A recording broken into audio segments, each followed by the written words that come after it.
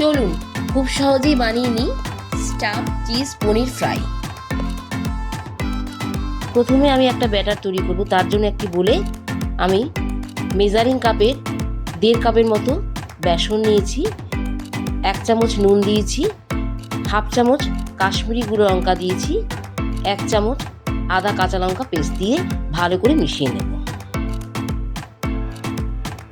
এবারে বেসনের মিশ্রণটির মধ্যে অল্প অল্প জল দিয়ে একটা স্মুথ ব্যাটার তৈরি করে নেব।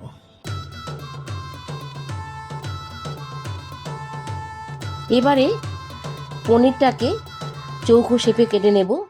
যেভাবে দেখাচ্ছি, পনিরটা বেশি মোটা করব না, পাতলাভাবে কেটে নেব। একটা বলে গ্রেট করা খানিকটা পনির নিয়েছি, তার মধ্যে গ্রেট করা চিজ দিয়ে ভালো করে মেশাতে থাকবো।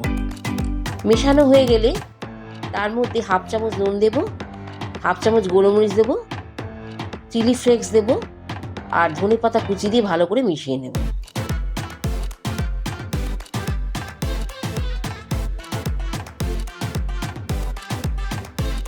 পুরটা তৈরি হয়ে গেলে একটা পনিরের স্লাইস নেব, তার উপরে পরিমাণ মতো পুর দেব, তারপর আর একটা স্লাইস পনির দিয়ে চাপা দেব।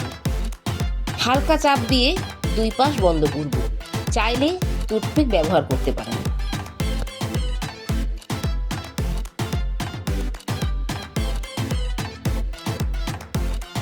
এবারে ওভেনে একটা কড়াই বসাবো। আমি তাতে তেলটা গরম হতে দেব।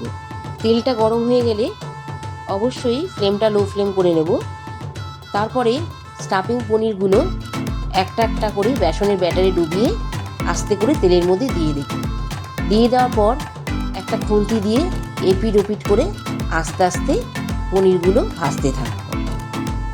ভাজা হয়ে গেলেই গরম গরম পরিবেশন করুন স্টাফ চিজ পনির ফ্রাই টমেটো কেচাপের সঙ্গে।